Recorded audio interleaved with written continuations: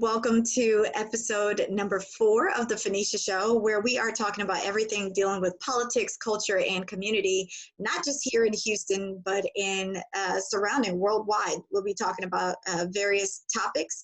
And today we are super excited to have somebody that I consider to be a very good friend, a superwoman, a businesswoman extraordinaire. So we are going to talk to her. It is Maggie Noel. Better known as She Plays Golf on Instagram. So if you guys have Instagram, check out She Plays Golf. But what we're really here to talk about is, of course, Mpressive Faces and Mpressive Faces Academy. Just 2 of many ventures that Maggie has started. I'll let her go into it a little bit more.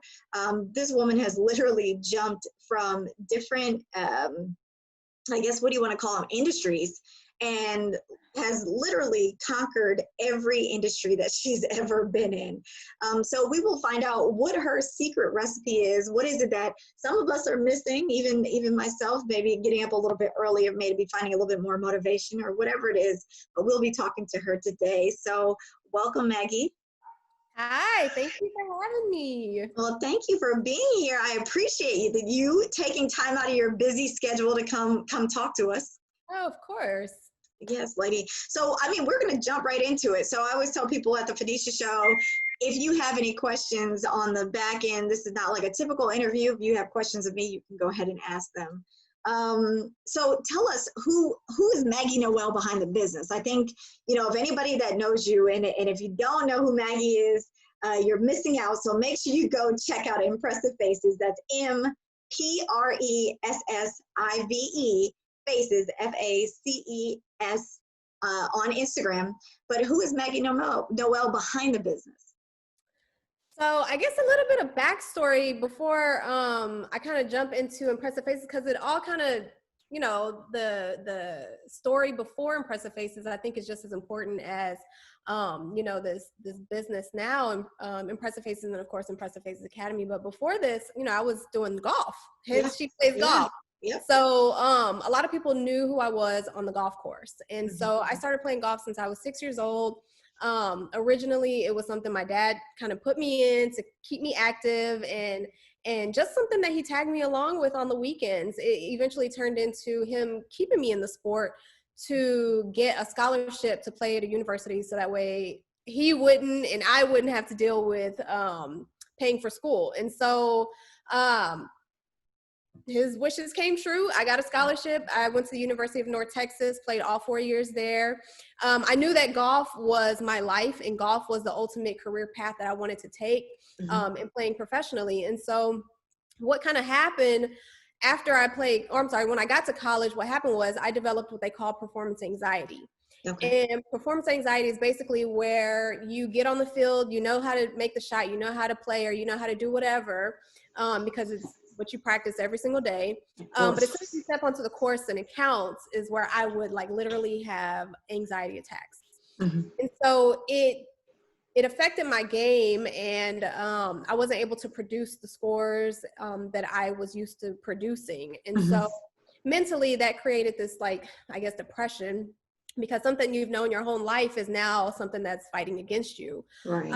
So it was a very depressing time. This is when I got to college. After I graduated college, at this point, I was like, forget golf. I don't want to play anymore. I'm over it. I don't want to continue to fight my mind and my body. Right. So I gave it up for a year, and I came back and I started playing professionally, but I still had that anxiety. And so that's when I decided to go into the teaching side of it. So I was really successful in the teaching side of it.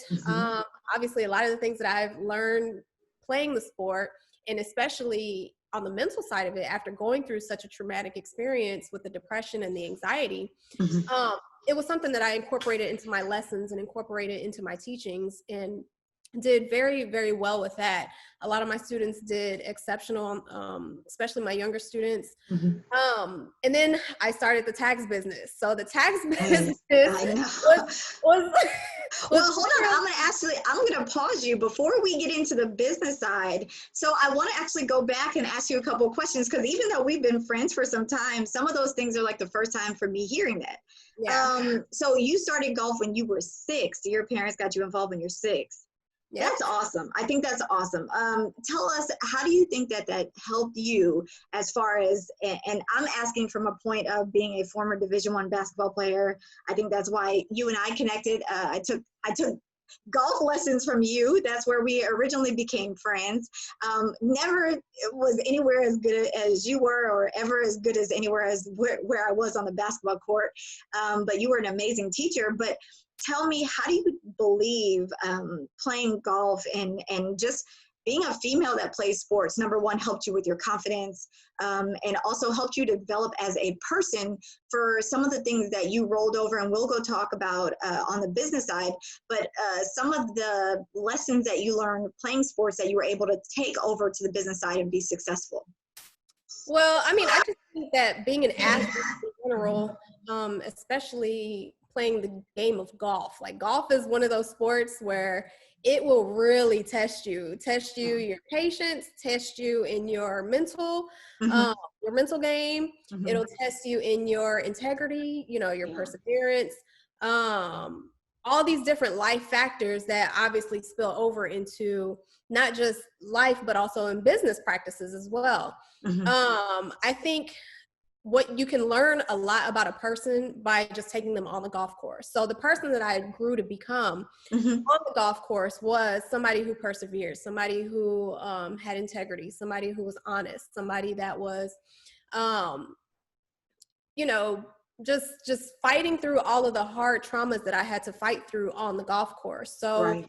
once I kind of got through that, and when I tell you golf is such a sport that I encourage every single person to put their kids in, because Mm-hmm. it helps them build these different characteristics Mm-hmm. that translate over into life, and then over into, if they ever want to get into business, or not even just business, but into corporate America. Right. I think it's a very strong tool to have. You don't have to be a professional. You don't have to be a Division I, Mm-hmm. collegiate athlete, but just having the tool and being able to have the conversation about golf. And even if the ball just goes forward, Right. you Right. don't have to be an excellent player to use this and to take it into life. And so I definitely appreciate the fact that my dad did put me into the sport at such a young age, because now as an adult, Mm-hmm. and of course, as a kid, we're always fighting at practice. I didn't see it then, but of Right. course now as an adult, having multiple businesses, just living life at this juncture in life, and realizing that I don't have student loans to pay off, or student loan Right. issues, so things like that you might Yep. take for granted. Mm-hmm. There are big things that I definitely appreciate now as an adult, and especially being somebody who owned a tax service business, Right. who saw the effects of, people who couldn't pay their student loans and things like that. So I think it's definitely something that people should put their kids in, teach them at a young age, because they will develop life skills that will definitely pay off in life at some point.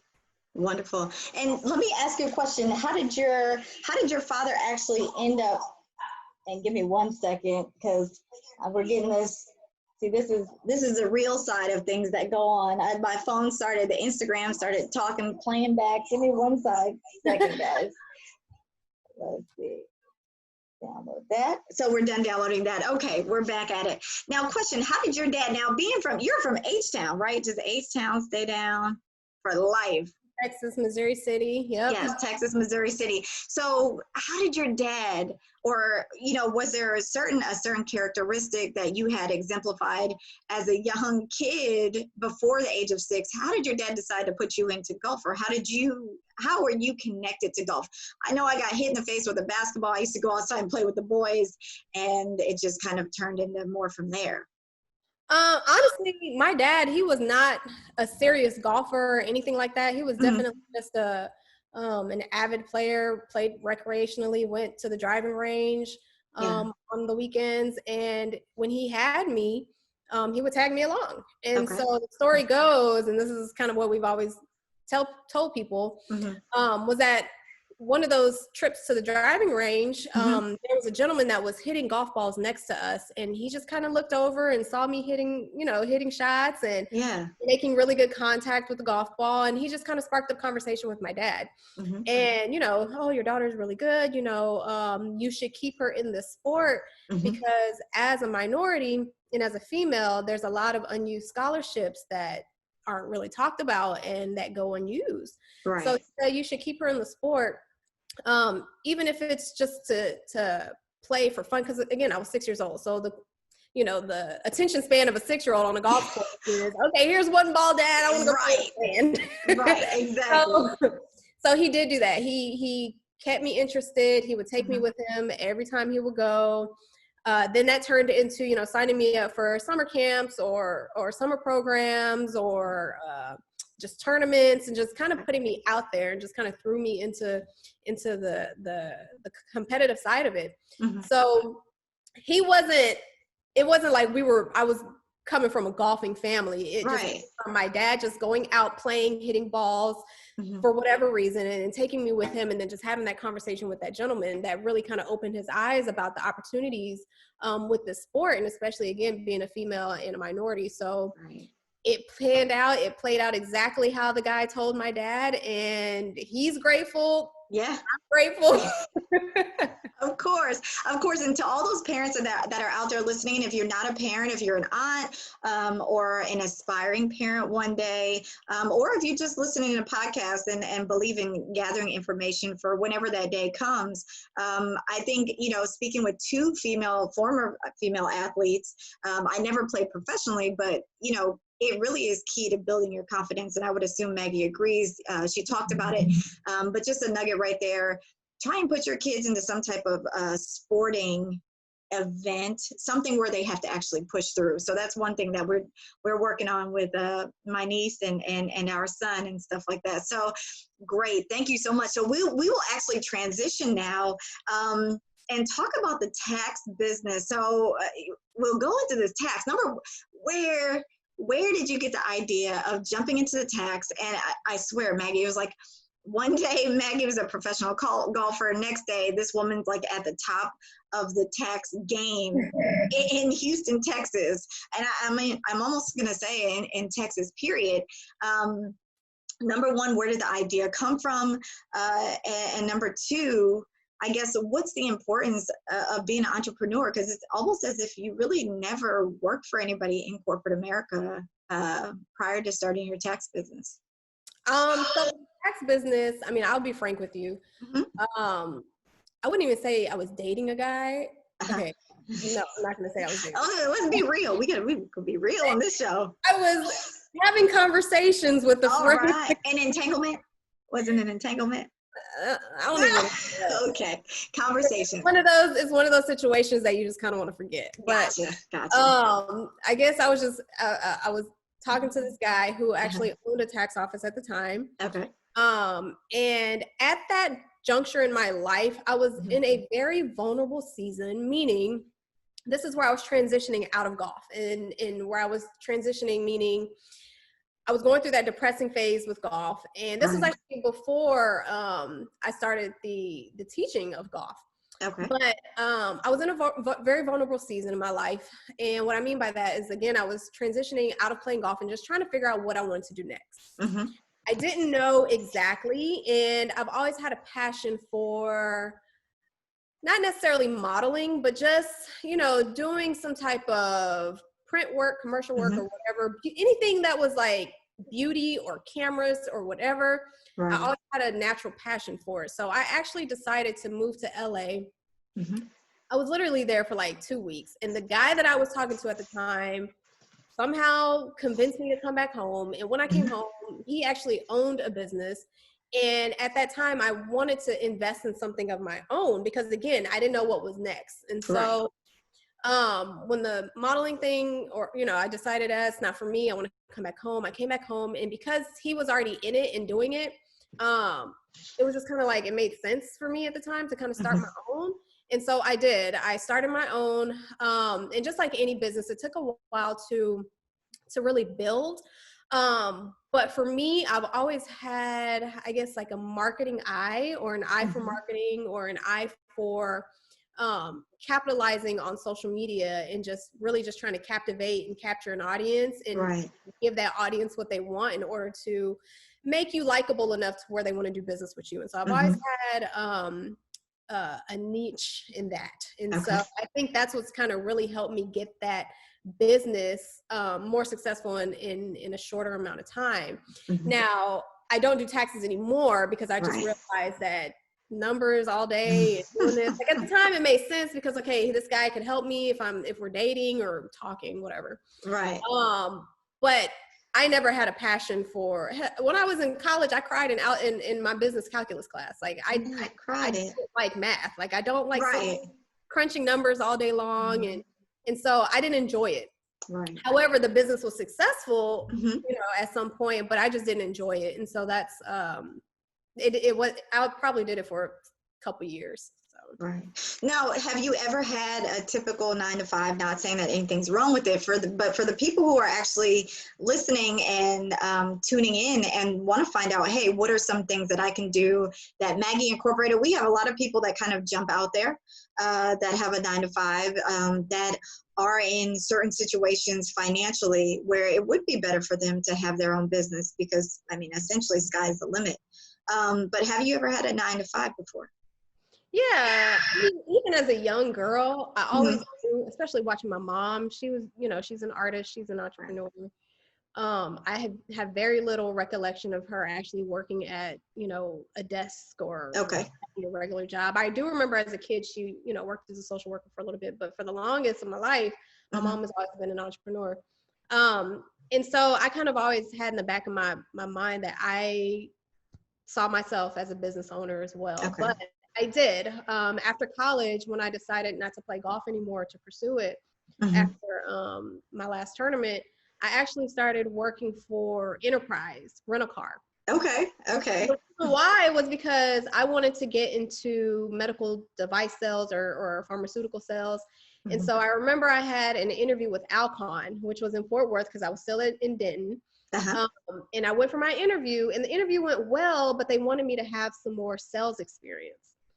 So, and mind you, I'm fresh out of college. So they recommended that I go and work for Enterprise Rent-A-Car because that management program will help you develop your skill set in selling and just being, having that background or having that experience. So they wanted me to do that for a while. So I did. So that was, I did that for about a year. And then I also worked for, when I did start teaching golf, I actually worked for Golf Tech and also Top Golf. So I was Top Golf's very first female instructor. Oh, wow. Okay, great. Yeah.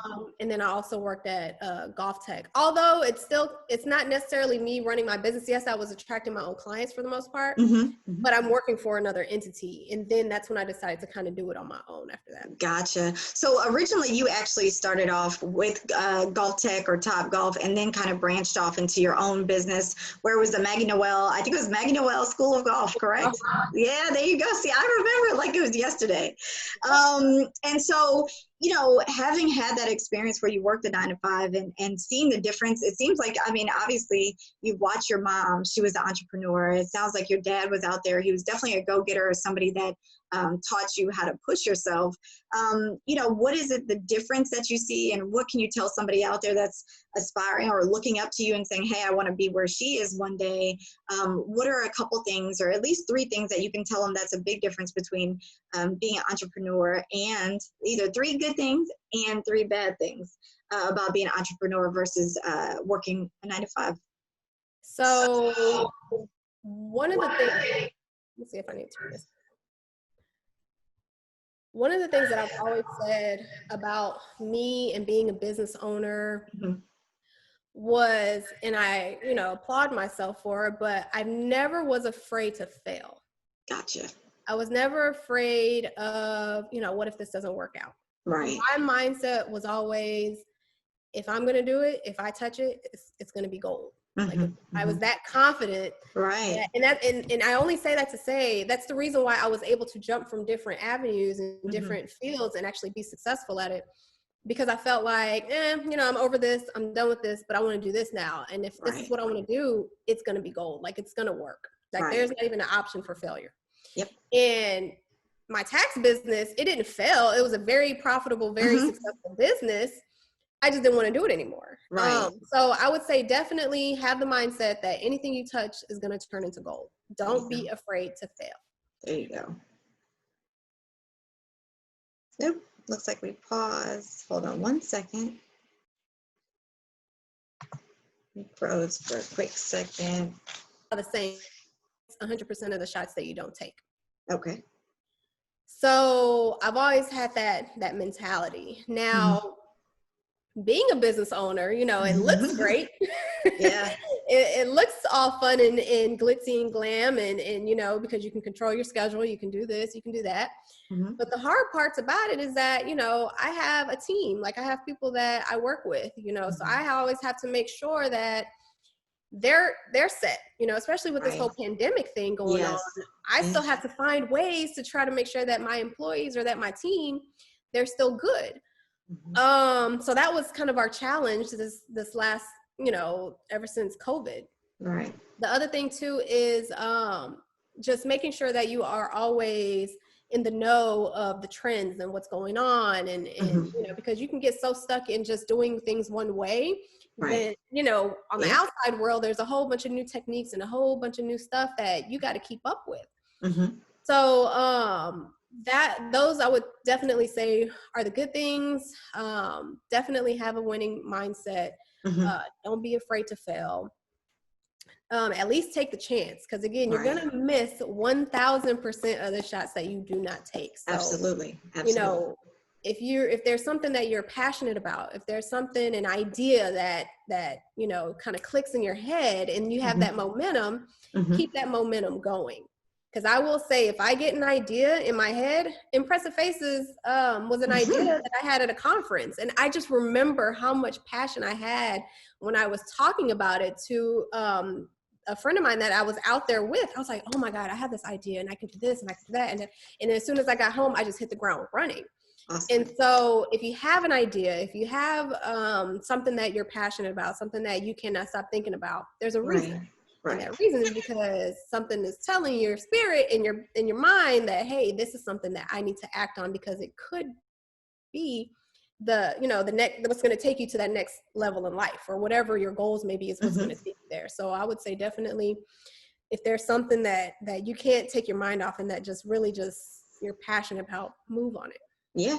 And it's almost like the story in the Bible about the mustard seed, right? So it sounds like same thing. When you have that mustard seed, wherever it comes from, it's been planted in your mind for a reason, but not just, it has to be more than just words. It sounds like one of the biggest things that differentiates you from other people who have been in your industries, whether it's tax, whether it's golf, whether it's microblading, which we will get into in a hot second. But what has really differentiated you is the fact that, you said it wasn't just actions. It wasn't just words. It was actually actions that back that up. Now, when you talked about it, you said you talked about you had a team. Now, I know a lot of people out there listening is like, oh, I can't wait till the day I have a team. But, explain to people, what are those humble beginnings? And there are, having my own business and having had my own businesses, just starting out kind of being the all-in-one, the catch-all, the marketer, the person who's customer service, the person who is doing the work. Explain to us what that looks like, and how what's your schedule look like then versus what it looks like now, obviously, that you've built it out into something where you actually have a team that can support you. You have some wonderful people that work on your team. But explain how you got there, the beginning versus the Maggie now with Mpressive Faces.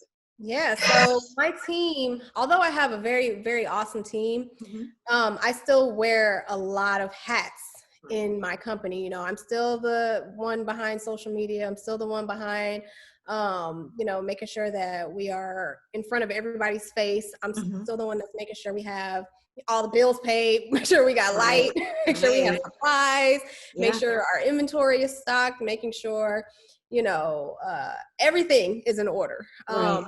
I do have a pretty awesome team. And I will say, even my office manager, she's been with me since the tax office. I know, I remember. So I told her, I was like, you must like me enough. I must take really good care of you because you're still here after all of these years.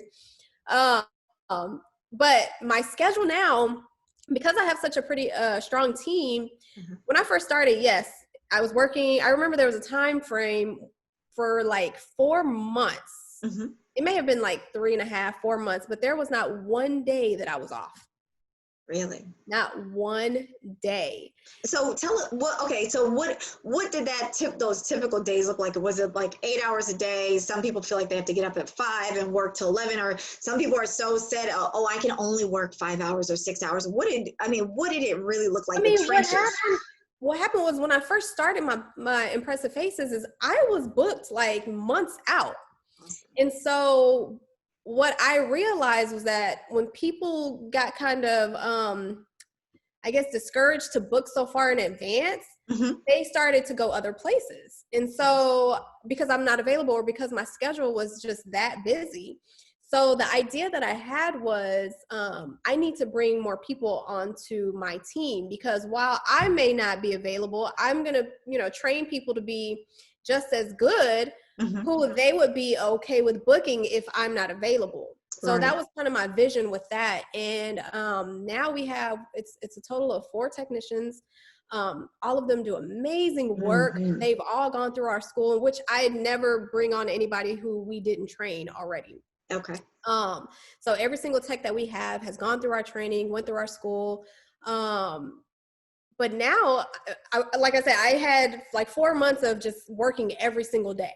Right. After I've started to bring more people on board and people are booking with them, I don't work, and we're closed Sunday and Monday, but I don't work Tuesday through Saturday. I'm off Sunday, Monday, and Tuesday. So I typically work from Wednesday to Saturday, because I just put myself in a situation, or put myself in position to where if I don't want to work during our full operating days, then I don't have to. Right. So that idea and that vision kind of panned out. It worked out. And so for the people who, we have, the biggest thing that separates people like you, or women like you, who are out there actually getting it done and accomplishing things, and even the women that I've already interviewed that are also entrepreneurs, we have so many people, like I said, the difference between someone like you and other people that kind of dream it is that you woke up past your dream and actually made it happen. What can you tell people that are out there watching, whether it's women or men, as far as we talked about the mentality, but the overnight success, right? We have a lot of people who believe, okay, Mpressive Faces has 34,000 followers and Maggie bursts on the scene. And even you as a golfer, your brand, let's be honest, you had a brand when you came into the tax business. So, one thing, guys, Maggie came in with a significant amount of followers, but everything starts at 0. At one point or another, even if we dig back further before Maggie became a professional golfer, in those late nights, working out of the gym when other people were sleeping or eating or hanging out with their friends, tell us what that looks like as far as like the grind, the hustle from the beginning of the brand of Maggie Noel until 2020. How long do you think it takes, and how long would you suggest other people work? I mean, although I was, the golfer before all of this stuff, I was still, even when I was teaching golf, I made shirts. Right. I had my logos printed on shirts. I was finding any and everybody that I can give a golf lesson to post me teaching them a golf lesson. So I was finding ways to capitalize on social media. One of the things that I kind of coined, I guess, if you will, when I was teaching golf was what I call the power of the shout out. Okay. And the power of the shout out to me meant if you took a lesson for me, or if I did a service for you, or whatever it is, and I shout you out, people thrive on shout outs, or getting a post, or, oh my God, I want to go take a picture. I want to go take a lesson just so I can get a picture.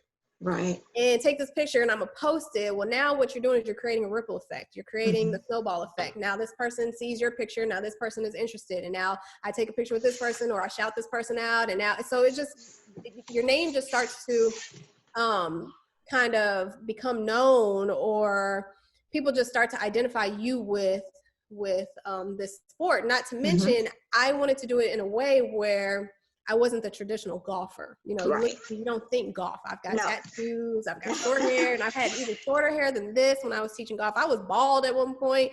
So I always try to make myself look a little bit different so people can identify me, what I do, and know who I am. So with golf, I mean, like I said, I was printing shirts. I was giving lessons just for, you know, picture's sake. When it came to the taxes, my thing with taxes, yes, I had to start. It wasn't successful right away. You know, I had to literally build that up because people didn't know me as a tax professional. Right.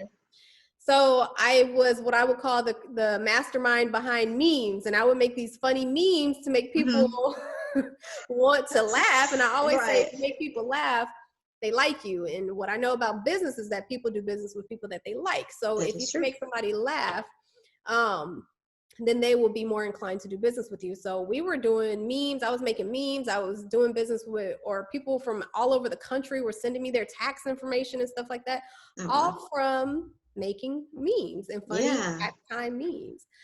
So that was, that's how I did that with the tax business. And then I kind of took all those things that I learned from golf lessons, from branding, from the tax business, and I brought it over to Mpressive Faces.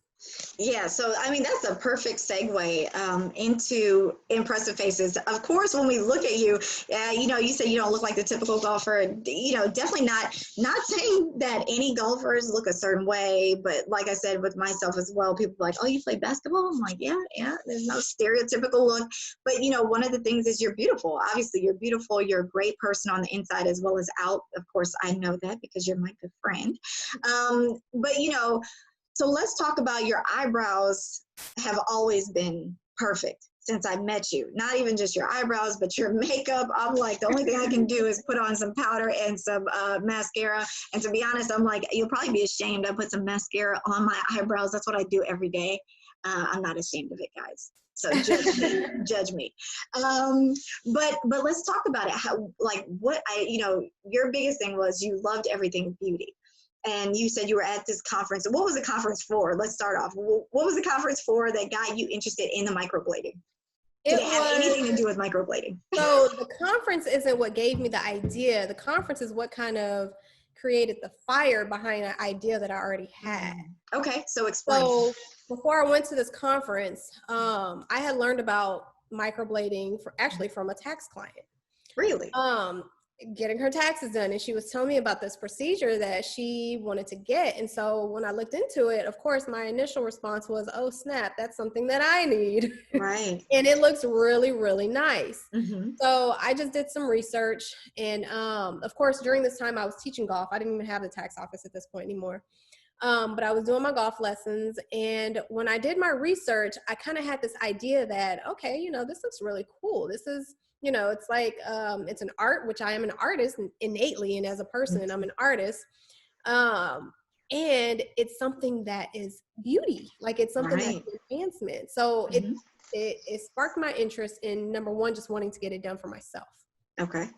So when I got it done for myself, I was like, wow, I think I want to do this on somebody. Like I literally want to do this cutting and making somebody bleed that this lady just did to me. And I want to do it to somebody because it looks so cool, and dang, the difference and the, you know, the instant results really piqued my interest in wanting to do it myself. And so I had this idea that, okay, if I learn how to do this, okay, tax season is, golf season is in the summertime, but maybe when it's not so hot, when golf lessons are down, you know, I can pick up this thing on the weekend or do with my friends and my family, and, you know, just something for fun. It was literally just something I wanted to do for fun.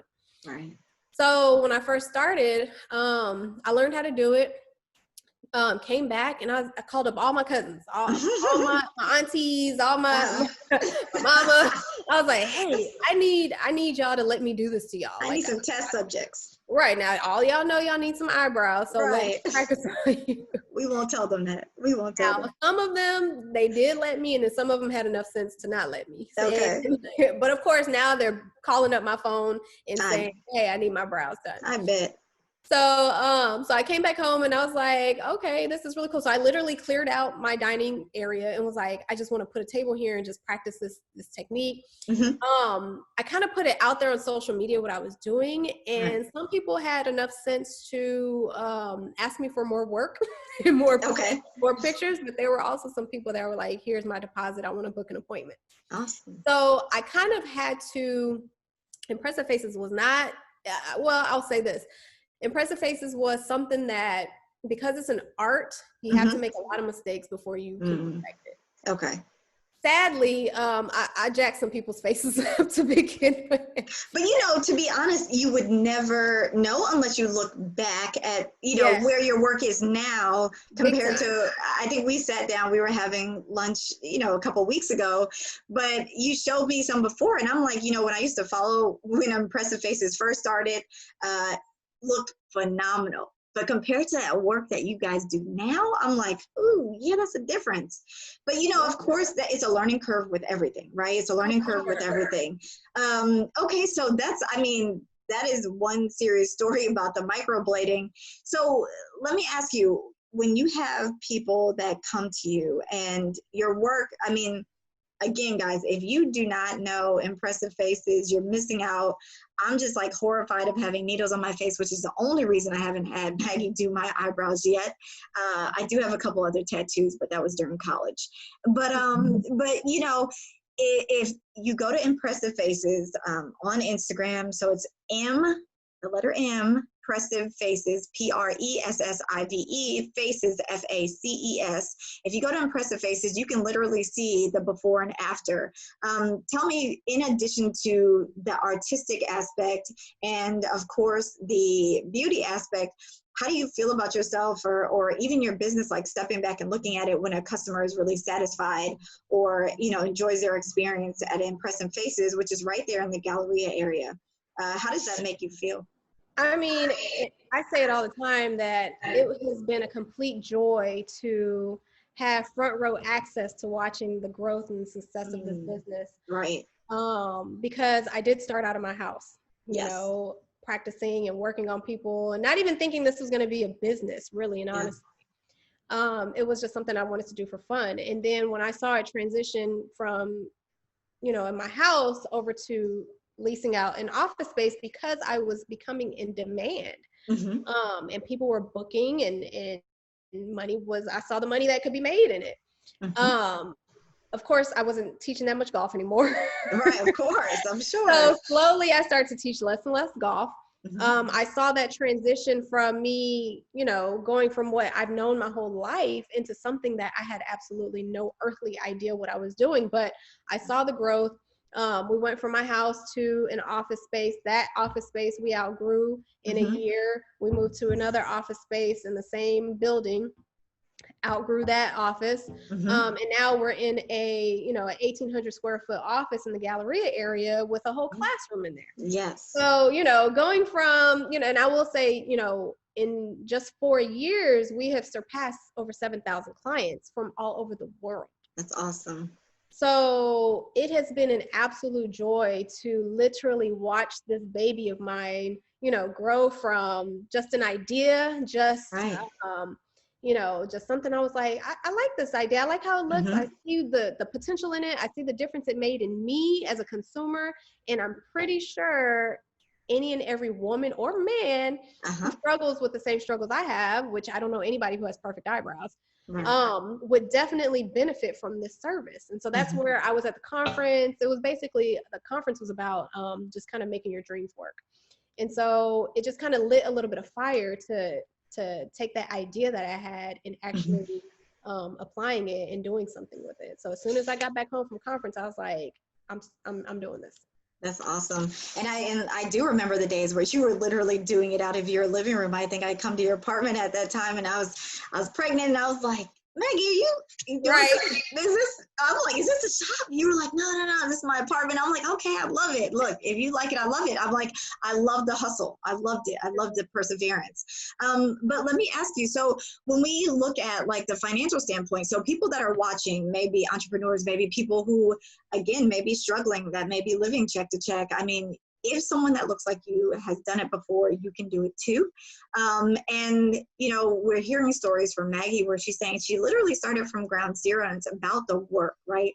It's about getting the work done. So what would you tell someone financially if they're listening and they're saying, hey, you know, let's say they're not even in Houston. They may be in Houston. They may be somewhere else watching the show. If they become interested in saying, I'm interested in microblading. I'm interested. I love being a makeup artist, maybe with the eyebrows or the makeup, you know, the makeup. I mean, you tell us that the makeup's popular, the hairlines are popular. How can they get into the same field as you?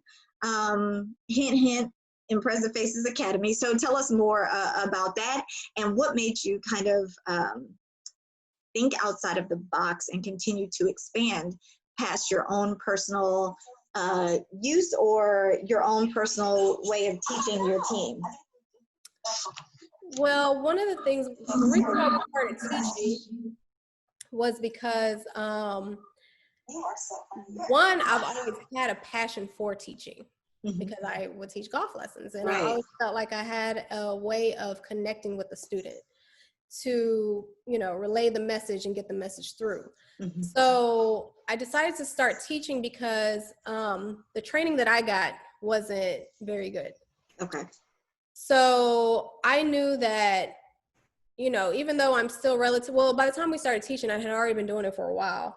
But I figured, you know, if anybody's going to go anywhere, because we're so busy, we already kind of have a name for ourselves.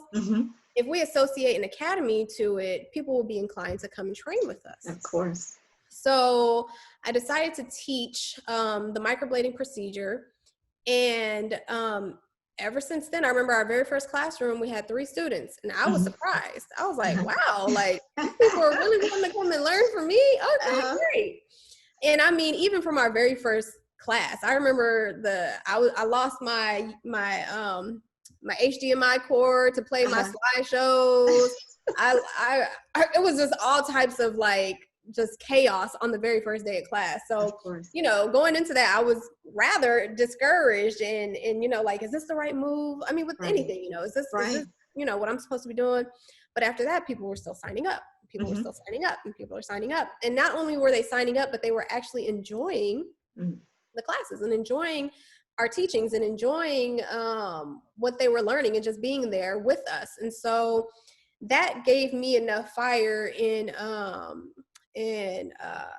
know, made me want to continue to, you know, expand our classes. We used to have 2 classes a month. We've actually recently narrowed it down to 1 class a month, but now like literally as of like last month has started adding 2 classes a month again. That's awesome. But we literally have students come from all over the world. We've had students from South Africa, from the Caribbean, Jamaica, Barbados, all over the country. And it just really shows me like, dang, not only do our clients come and fly and drive from all over the place to come and see us, but also students. And that's what also gave me the idea to start the online classes. So I'm always thinking, how can I capitalize on this idea? What's the next thing after this idea? What's next? Or how can I, you know, what do students need or clients need once they get their procedure, and how can I capitalize on it? So my brain is just always kind of like ticking on how to continue to grow. The classes was one of them. And our classes, our students are doing great. A lot of our students who kind of stuck with it and stayed in it, they're doing phenomenal. And we keep up with our students. You know, our classes, we teach you, but we also allow you to come back and train and grow and to work on clients as a student, because where I went, you know, I couldn't do that. I don't even have my instructor's phone number. All of our students get my phone number and we stay in contact. but more importantly, to make sure that they understand that I'm a resource for them. So I think that's another reason why a lot of our students do very, very well. Yeah, and I mean, and that's, and the first time when I actually heard that from you, of course, my mother is super interested in taking the class, and she's actually from Las Vegas, Nevada, but she's already signed up to take your class. So, one of the things that I thought was really interesting was the fact that you offer people such a high return on their investment when they take classes with Mpressive Faces Academy. Number one, the fact that you continue to, like you said, think and grow. That's something you said from the very beginning, is just, you have to continue to keep moving and not stay stagnant. I think one of the things we saw during COVID-19, when that hit, especially for entrepreneurs, we saw the difference between people who were able to either pivot or who stayed stagnant and just couldn't even survive. So with the online classes, was that something that you happened to do because you live by that principle of thinking and growing and continuing to change, or was that something that you did as a pivot in response to COVID-19? No, so our online classes have been there for quite a while, way before COVID. Okay. The idea behind the online classes was the fact that a lot of our students were coming from out of town, but because of work or because of whatever situation, they weren't able to travel during our class dates. So I got the idea that, well, let me create the same platform that we teach, or the same material that we teach in classes, and just create an online platform for them to have access to. And that way they can learn at their own pace. Or just people who can't get off of work for 3 days because our classes are during the week, or, don't want to take our one-day class because they feel like they need more time. I just wanted another option for those individuals, and that was doing it online. It's the same material. It's the same, pretty much everything. The only difference is obviously you're not in a in-person setting. However, you still have the same perks of being an in-person student. Taking the in-person classes. So some people, it works better for them, for their schedules. During COVID, we saw a spike in people signing up for our online classes. Sure. A lot of people were like, if I'm gonna come out of this, I'm gonna come out with a new skill and, something. Yeah. So, it was a big growth. We saw a lot of people signing up for the online classes. So hint, all you guys out there COVID-19 is really a time to get things started, to be honest. We started the Phoenicia Show during the whole COVID epidemic. It wasn't as a result of it, but it was started during it. This is a great time. If you have been looking to get into microblading, if you're a makeup artist, even if you're not a makeup artist and you felt like somebody who is interested in doing exactly what Maggie does, look at the results. Look at the results. You put in the work, you can get there. Beautiful place. Look at the beautiful picture in the background of her. And the thing is, that could be you. So Mpressive Faces Academy, make sure you go and check that out. Now, let me ask you, you talked about, it was funny that you said something really quick, and I'm gonna tell you like a very, very short story and ask you, give us one example. You talked about like these stumbling blocks, and I think you said the first day of class, first day of your classes, you said your HDMI cord would not work. And of course, this is like, what is this? This is our second official interview after launching the Phoenicia Show on July 11th. And today we had something very interesting happen where I essentially had to pivot. Of course, I contacted you. I'm like, hey, Maggie, we're going to have to, make an adjustment. You rode with it. And I would assume because you've been through things like that yourself. But for people out there that have been discouraged by something that may happen, what is one of those stumbling blocks that you can share with somebody to be like, hey, if this ever happens, it's okay. You don't have to let the world know, hey, it was a mistake. Or you say, hey, you let the world know, but you make sure that you produce on that specific day. Is there an example that you can give us that will help somebody else out there that may be discouraged or want to give up? And one of those times you got close, but then you just continue to push through, and that's why you're where you are. Yeah, all the time. I even tell our students, and it may not even be on the operating side of the business, but maybe on the, the back end of the business, maybe a bad review, or, just you drop the ball somewhere. I always say you're not a viable business, or you're not a real business without those stumbling blocks, without those bad experiences, without those bad reviews, without those, like just the other day, whatever day it was that it was storming, this past week, there was a big thunderstorm and our electricity went out in the middle of doing procedures. Ooh. So what do you do in that case? Right, because you need that electricity. You need your electricity. I mean, I'm literally like, okay, I can't see. Right.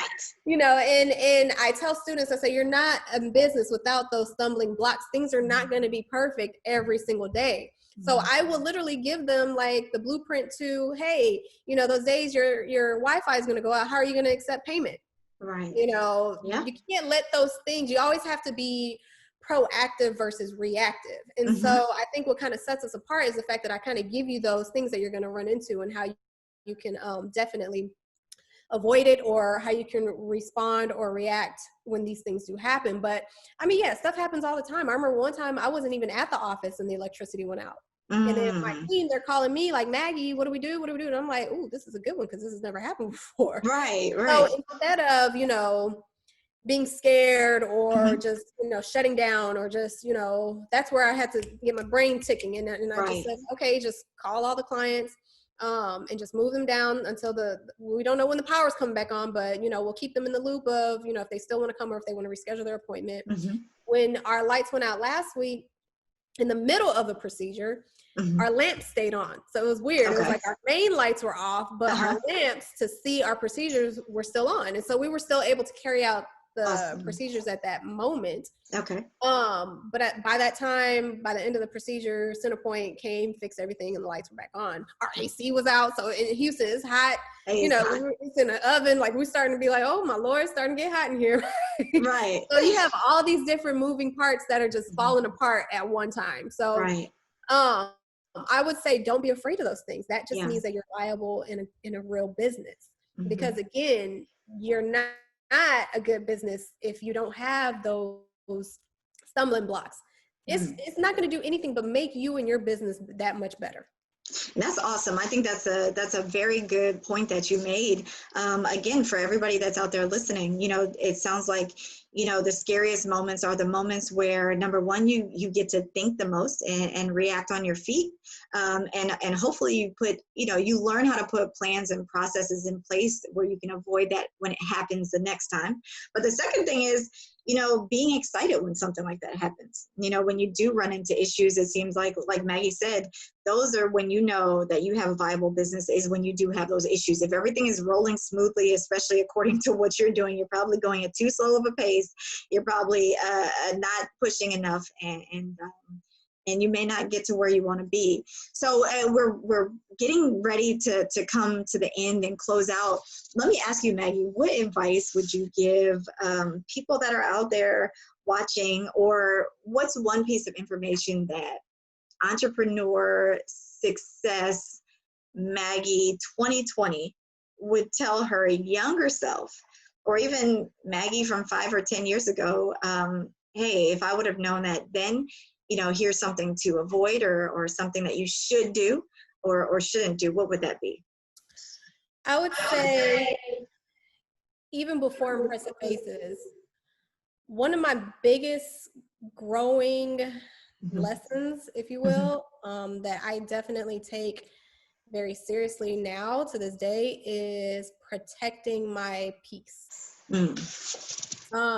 And when I say that, I mean, I think that when you protect your peace, you protect every aspect of your life. Right. You know, the reason why my golf wasn't what I wanted it to be, or why I didn't pursue it, or why I had that downfall, was because of this, my mental. So what I learned from that was that at this juncture in life, I'm able to self-check my stress levels. Okay. I'm able to self-check my mentality. You know, what am I feeding my brain? What am I feeding my spirit? What am I feeding my mind? And I've just become very, very selective about what I allow and what I don't allow into my life anymore. I'm very cutthroat about it also. Right. So one thing I would probably tell my younger self is to learn these things a little bit earlier on in life, because although it's kind of worked out in a sense, I still wish I would have known about mental health before, you know, golf, because if I did, I would have been able to attack it differently, or maybe even avoided not being able to play anymore because my mental game was just completely shot. Right. But that all kind of ties into just protecting your peace and just protecting, you know, what's around you, and only allowing things that make you feel good into your life, and anything that doesn't make you feel good, just avoid it. Because when you're successful, there comes jealousy, there comes envy, there comes, you know, all these negative things that people don't really speak on, but they're real. Yeah. And so I just become very selective about what I kind of let into my life at this time. I deleted my personal page on Instagram, you know, started all the way over, because I felt like, you know, I want to be able to control who has complete access to me, because I got to control who's vibes and who's, you know, you don't know what everybody's rocking with. Yeah, because they might not be coming with something good. Exactly. So I just kind of became this person who's just very selective about what energy I allow to have access to me. And I think that's something that's the biggest growing experience that I've had to this day. Yeah. And I just wish I would have known about this stuff when I was younger. Yeah. I think it's still a good age to kind of recognize these things, but if I would have known more about it earlier on, meditating, you know, breathing, all these things that people don't really talk too much about, but it's so important. Like, you come to my house, you'll see crystal bowls, like crystal bowls. I know. I saw the bowls. I was like, Maggie, what are the bowls for? I was like, okay. Crystal bowls. Love it. But I mean, remember, I'm a person that wears many hats every single day. So by the end of the day, I have to release that stress. This was my first year that I experienced alopecia from stress. You know, so if I would have known how to manage my stress earlier on and protecting my peace earlier on, I think that I would, even though I carry it very well, I think I wouldn't have the burden of carrying so much stress and so much weight on my shoulders. And I think that's a great lesson, because I think a lot of people go through stuff like that. I mean, to be honest, I can remember a point in my life when I had to learn that as well. You can't let everybody in. And many people that are out there that are watching, whether you're male, whether you're female, if you haven't gone through it already, you will go through it. There is no cutoff age that happens at. But I completely agree with Maggie. And like I said, me and my husband, you know, go out of our way to explain that to the kids.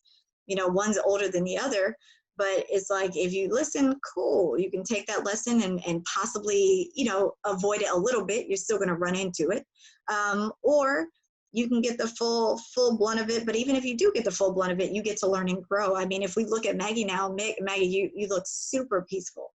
You know, for somebody who has jumped into, you know, I say jump, I say that in the most respectful way, but literally jumped in and conquered 3 different industries. You know, when we talk about sports, is a very difficult thing to conquer. You have to practice harder and longer than everybody else. You have to eat well. Your body is literally the asset. And your mental, it's most sports are 90% mental and 10% physical. And then moving on to becoming a successful tax preparer and owning your own tax business. And then just saying, hey, I'm going to take this leap of faith. I'm about to jump into this microblading, and not just jumping in. I mean, y'all, conquering the microblading business. I almost would say across the world, right? Because people can access Mpressive Faces Academy online, or they can come in and actually get their services done. So Maggie, before we close out, tell everybody, how can they find you? How can they get in touch with you? If they want to get their eyebrows done, what can they get done? What are these services? You guys have to go to Mpressive. It is a beautiful facility, She has an amazing team. They will make you laugh. They do great work. They are great people, but tell us, how do we follow you? Yeah, so our business, we have our main page, which is just Mpressive Faces, at Mpressive Faces. We're on Facebook and Instagram. There's no I at the beginning, so it's Mpressive Faces. That's why I kept stressing at the beginning. I'm like, right. And that idea just came because I wanted something that started with an M. That's how, you know. With Maggie. 10 years later. Exactly. I had no, I didn't even know I was going to make the whole business, but I was like, I want to start with an M. Well, Mpressive doesn't start with an M, so forget the I, and let's just start with the M. So it worked. It stuck. It worked. Yeah. So that's our main page. We're on Instagram and Facebook. And then we also have our school page, which is Mpressive Faces Academy. And that's where you can kind of see all of the stuff that we do in the classroom, see all the fun stuff that we had going on in the office also. Yes, our place is a lot of fun. I always said, you know, the atmosphere that I want our clients and our students to have is, as soon as you step into our door, you're at the family cookout. Like, you're now one of our cousins. Like, you're one of our friends. Like, I haven't seen you in a long time. It's not, we're not a spa. We're not, you know, we are impressive faces, real fun, real cool, real chill. Again, you at the family cookout, and that's how you're going to get treated. Absolutely. And like I said, Maggie said it's not a spa. Guys, it is a beautiful facility. I feel like, you know, when I walked in, I felt like I could eat off the floor. You probably don't want to. Don't judge me. I'm just very laid back. But I mean, honestly, you know, you walk into some places and I mean, that's one of those places where you walk in, you feel welcome. You know, sometimes, especially when it comes to the beauty industry, you may feel like when you walk into places, you get stared at, you get looked at if you don't look a certain way, if you don't fit into a certain stereotype. Don't get that with Mpressive Faces. And like I said, they have a business motto that backs it up and a product that really backs it up as well. Oh, and if they want to make appointments, Maggie, where do they go if they want to make an appointment? They can go to impressivefaces.com, or if they follow us on Instagram, there's literally a book button that you can just hit and press book. All of our information is on there, our phone number, our address. You can always come in and book an appointment, go online and book an appointment, call us and make an appointment. Awesome. So it's all there and available. Guys, it's all there. It's all there. And I think we answered all the questions. I'll give you guys a chance to go ahead and send me some emails afterwards at the Phoenicia Show. But any last parting words? You left off on a great note as far as giving people the heads up. Hey, protect your space.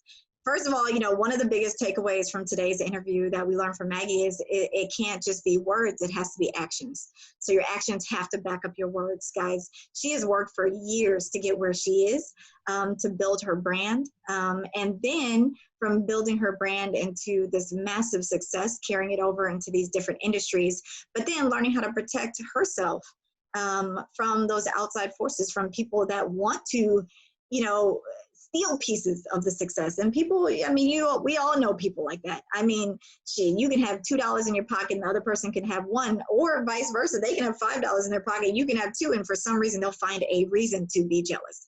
But it's about protecting yourself and working hard. Maggie, is there anything else that you want to close with or leave with everybody to say, hey, this is what it's about? And you know, I don't know.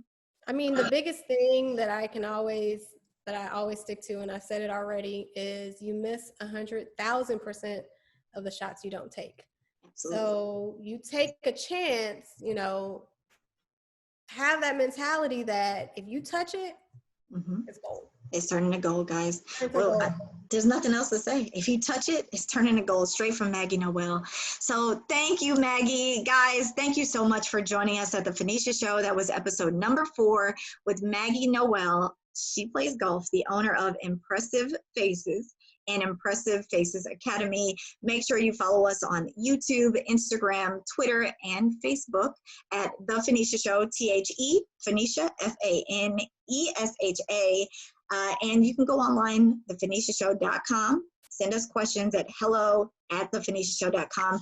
You guys have a great evening. And of course, I'll pretend like today is Tuesday, even though we're shooting this on Monday. This interview is going live, guys. So we will talk to you guys soon. Bye.